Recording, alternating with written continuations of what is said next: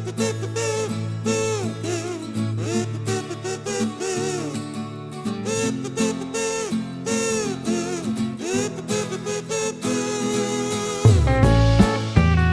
Students, कैसे हैं आप। स्वागत है आपका क्लास में और हम लेकर के आए हैं अध्याय 5। बहुत ही महत्वपूर्ण ये आपका अध्याय रहेगा, श्री कृष्ण सौंदर्य, और ये दोहे हैं। अब इसमें सबसे बड़ी बात ये है प्यारे बच्चों कि आपको जो ये मैं दोहे पढ़ाने जा रहा हूँ ये केवल एक ही कवि या काव्यत्री के नहीं है, बल्कि इनको अलग अलग आपको पढ़ाया जाएगा, क्योंकि जिसमें पहला आपको पद दिया गया है ये सूरदास जी के द्वारा, दूसरा जब इसके आगे होगा वो मीराबाई के द्वारा होगा, और तीसरा अगर होगा वो होगा रसखान के द्वारा।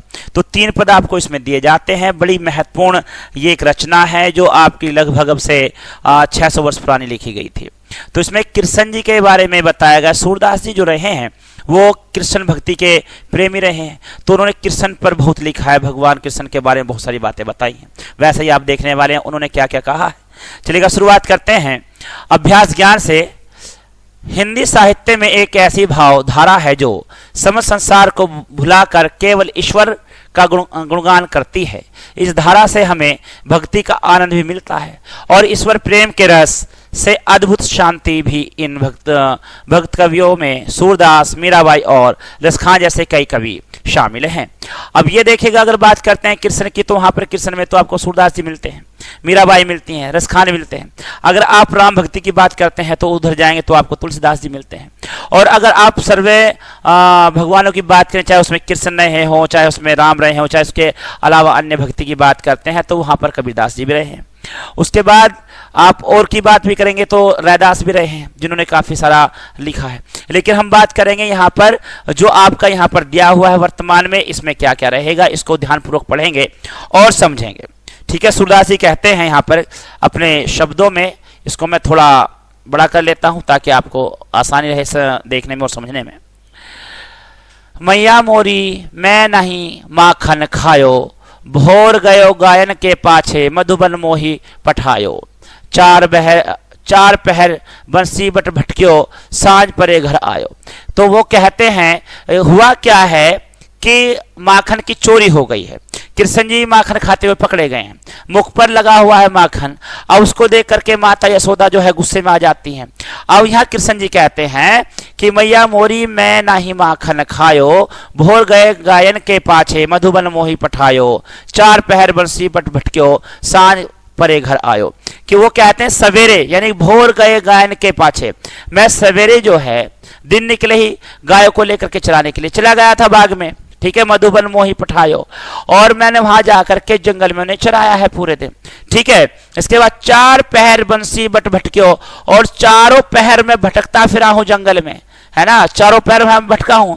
सांझ परे घर आयो, और मैं शाम के समय में अब घर आया हूं। ठीक है। मैं बालक बहियन को छोटो, छीको काहि बधी पायो। अब माता ये बताइएगा, मैं बालक हूं, छोटा सा तो बालक हूं, छोटे मेरे हाथ पैर हैं। अब ये छीको काहि बधी पायो, और ये छीके में जो रखी हुई है मक्खन की हंडिया, वहां तक मेरा हाथ पहुंचेगा कैसे जब मैं छोटा, मेरे हाथ छोटे, और जो आपका छीका है काफी बड़ा है, ऊंचाई पे रखा हुआ है, तो वहां तक मेरा हाथ कैसे पहुंचेगा। इसके बाद में गवाल बाल सब बैर पले हैं, बरबस मुख लपटायो। और ये ग्वाल बाल जो हैं, ग्वाल बाल यानी कि छोटे जो ग्वालियां हैं, ये सब बैर परे हैं, ये सब मेरे से बैर रखते हैं, मुझसे ईर्ष्या रखते हैं। बरबस मुख लपटायो, और इन्होंने ही मेरे मुख पर क्या कर दिया है, मक्खन लगा दिया है। ठीक है। ये सब मुझसे बैर रखते हैं, मुझे फंसाने के उसमें इन्होंने चालाकी की है, और इन्होंने मेरे मुख पे क्या कर दिया, मक्खन लगा दिया है, ताकि आकर के आप मुझे ही चोर मानो, मुझे ही दोषी मानो। ठीक है। तू जननी मन की अति भोरी, इनके कही पति आयो। लेकिन माँ तू बहुत भोली है मन की, तू मन की बहुत भोली है और इनकी बातों में आ गई है। ठीक है। इनकी बात को तूने मान लिया, इतनी भोली मन की हो गई है। ठीक है। जिये तेरे कछु भेद उपज हैं, जाने पर आयो जायो। और आज मुझे तेरे कुछ भेदों का पता चल रहा है कि तुम मुझे अपना नहीं मानती हो, तुम मुझे पराया मानती हो, इसलिए तुम मेरे पे इस तरह की बातों का विश्वास कर रही हो कि ये सारा काम मैंने किया है। ठीक है। तो यह कहते तू जिन्नी मन की अति भोरी, इनके कहीं पति आयो, तुम बहुत मन की भोली हो, इसलिए इनकी बातों में आ गई हो। जिए तेरे कछु भेद उपज हैं, जानी परायो जायो। और आज मुझे आपके भेद पता चल रहे हैं कि तुम मुझे अपना नहीं मानती हो, तुम मुझे पराया मानते हो, इसलिए तुम्हें ऐसा कह रही हो माता मुझे। आगे बढ़ते हैं। यह ले अपनी लखूटी कमरिया, बहुत ही नाच नचायो। लखूटी कमरिया मतलब दोनों चीजें दे दी हैं, लाठी और कंबल। किले माता पकड़ अपना कंबल, ठीक है, और ये ले अपनी लाठी, ठीक है, और तुमने मुझे बहुत नाच नचा दिए हैं, मैं बहुत परेशान कर दिया हूं माता तुमने, ठीक है, ये लो अपने पकड़ो। सूरदास तब बहिसी जसोदा ले उरकंठ लगायो। और अपनी बातों में इतना उन्हें मोहित कर दिया है माता को, उन्हें इतना अपने प्रभाव में ले लिया है कि मेरा बच्चा झूठ नहीं बोला, सारी बातें इसकी कहीं सच हैं। और यहाँ पर यशोदा माता आती है और भाग करके कृष्ण जी को गले लगा लेती हैं और प्रेम देती हैं। यहाँ पर कृष्ण जी के इस एक हुए वाले दृश्य को दिखाया गया है सूरदास जी के द्वारा। तो देखिएगा प्यारे बच्चों, ये बात समझ में आती है। यह लो अपनी लखुटी कमरिया, बहुत ही नाच नचायो। ये लो माता अपनी लाठी लो और कंबल लो, बहुत नाच नचा दिया मैं चला यहाँ से।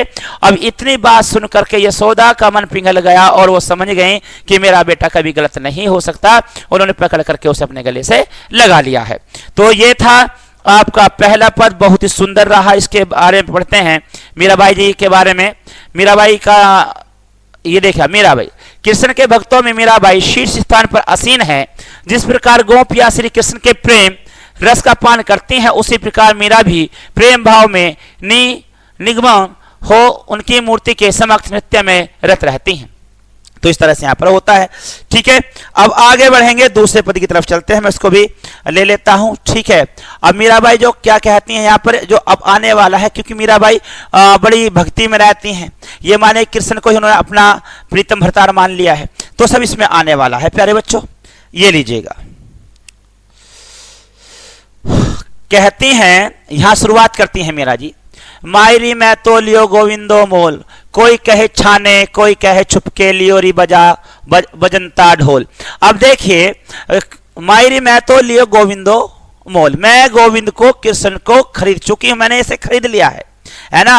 अब कोई कहे छाने कोई कहे छुपके, कोई कहता है मैंने इसे चोरी से ले लिया है, कोई कहता है मैंने ढोल बजा के ले लिया है ना, लियोरी बजनता ढोल, और कोई कहता है खूब जो है बजनता ढोल लिया।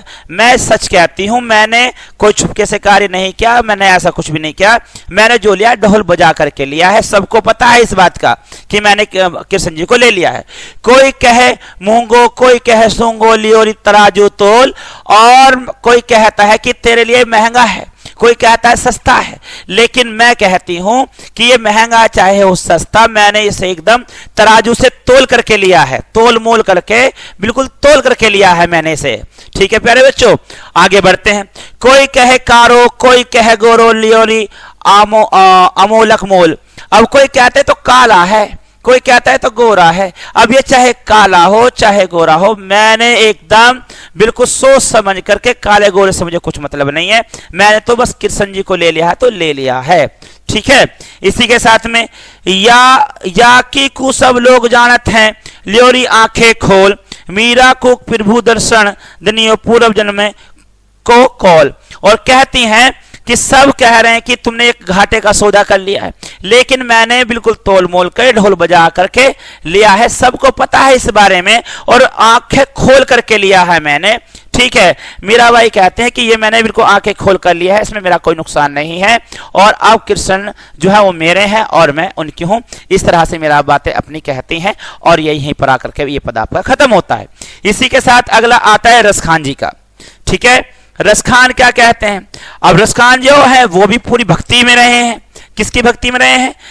कृष्ण भक्ति में रहे हैं। रसखान शहीद इब्राहिम ने श्री कृष्ण के रूप सौंदर्य पर मुग्ध होकर मधुर और सरस शब्दों में श्री कृष्ण की लीला भूमि ब्रज का अनुपम चित्रण किया है। ये देखा जाए तो धर्म से मुस्लिम रहे हैं, लेकिन कृष्ण के बहुत ज्यादा प्रेमी रहे हैं, भगवान कृष्ण की भक्ति में रहे हैं। ठीक है, तो वो भी क्या कहते हैं, मानुष हो तो वही रस खानी, बसो ब्रज गोकुल गांव के गवारन। अगर मेरा अगला जन्म होता है और मैं अगला जन्म लेता हूं तो मेरा जन्म जो होना चाहिए वो कहां होना चाहिए, गोकुल गांव में होना चाहिए, ताकि मैं ग्वालों के बीच में रह करके, कृष्ण जी के बीच में रह करके गाय चराता फिरूं और उनके साथ में घूमता फिरूं। ठीक है, इसी के बाद जो पशु हो तो कह बसु मेरो, चरो नित्यानंद की धेनु मंझारन। और अगर मेरा जन्म पशु योनि में होता है तो मैं यहीं पे नंद की जो गाय है मैं उनके बीच में पैदा होना पसंद करूंगा, ताकि कृष्ण जी जो है जिससे मैं गायों को लेकर के जा रहे हूं तो उनके साथ में मैं भी एक छोटे बछड़े की तरह साथ रहूंगा और उनके चराने के साथ साथ उनके साथ घूमता रहूंगा। ठीक है, पहान हो तो वही गिरी को जो धरियो कर छत्र पुरंदर कारण। और अगर मैं पत्थर भी बनूं, पर्वत भी बनूं, तो मैं गोवर्धन पर्वत का छोटा सा भाग बनूं। चाहे जो पर्वत पुरंदर यानी के इंद्र के घमंड को तोड़ने के लिए कृष्ण भगवान ने छतरी की तरह उंगली पर उठा लिया था, अगर मैं बनूं तो मैं उस पर्वत के जैसा बनूं, उस पर्वत का एक छोटा सा भाग बनूं, ताकि मैं किसके स्पर्श में रह सकूं, भगवान श्री कृष्ण के आसपास ही रह सकूं, मैं उनसे दूर कभी ना जा सकूं। जो खग हो तो बसरो करो, खग माने होता है बेटा पक्षी, खग, जो खग हो तो बसेरो करो, मिली कलंदी कुल कंदम की डार। और ये कलंदी कौन है, नदी को कहा गया है। ठीक है, तो कहते हैं जो खग हो तो बसरो करो, मिली कलंदी कुल कंदम की डारन, कि अगर मैं पक्षी के रूप में जन्म लेता हूं तो मेरा जन्म भी यहीं पर होना चाहिए, यमुना नदी के किनारे होना चाहिए, ये नदी के किनारे हो, और कंदम के पेड़ पर मैं झूला झूलता रहा, मैं वहीं पर बैठ करके चिड़ियाओं की ध्वनि निकालता रहूं और आते जाते कृष्ण भगवान को देखता रहूं। तो यहां पर कहा गया, रस खान जी ने ये कहा है कि चाहे मेरा जन्म किसी पशु में हो, चाहे किसी खग में यानी पक्षी के रूप में हो, चाहे मनुष्य के रूप में हो, चाहे पशु के रूप में हो, किसी भी भांति हो, तो मेरा जन्म जो होना चाहिए वो मथुरा में ही होना चाहिए, वृंदावन में ही होना चाहिए, नदी के किनारे होना चाहिए, ताकि मैं भगवान श्री कृष्ण का साथ न छोड़ूं। तो इसी के साथ ये चैप्टर आपका खत्म होता है। बहुत ही सुंदर ये आपका चैप्टर था। छात्रों को ब्रज भाषा, देखिए ब्रज भाषा जो होती है अलग भाषा है, छात्रों को ब्रज भाषा के शब्दों का अर्थ समझाएं, कविता में आए रस, छंद और अलंकारों को भी स्पष्ट करें, व्याकरणिक ज्ञान में वृद्धि हेतु रस, छंद, अलंकार अत्यंत आवश्यक होते हैं। तो प्यारे बच्चों, ये था आपका अब तक का जो करने वाला था। और इसमें एक बात देखिएगा, जो ब्रज भाषा आती है, अवधि आती है, खड़ी बोली आती है, हिंदी की, ये सब उपभाषाओं में मानी जाती हैं प्यारे बच्चों। ठीक है, अब देखेंगे, करते हैं शब्द अर्थ की बात यहां पर हम करते हैं। मोरी मतलब मेरी, ठीक है। भोर माने सुबह को कहा गया है, पठायो माने भेज दिया है, सांझ परे शाम के बाद कहा गया है, बेर दुश्मनाई की बात करता है, भोरी भोली होता है, भेद उपजी कुछ और बात पैदा होना होता है, माखन मक्खन की बात करता है, मधुबन बाग भटक्यो घूमता रहा या भटकता फिरता रहा, छीको ऊपर टंगा बर्तन, बरबस जबरन जबरदस्ती को कहा गया है, पतायो विश्वास क्या को कहा गया है, और बिहासी हंसती है को कहा गया है प्यारे बच्चों। तो ये था आपका आज का चैप्टर, ये आपने पढ़ा और समझा और अच्छे से जाना। तो इसको अच्छे से पढ़िएगा, समझिएगा और अपने जीवन में उतार लीजिएगा। मिलते हैं अगली क्लास में, तब तक के लिए गुड लक, गुड डे।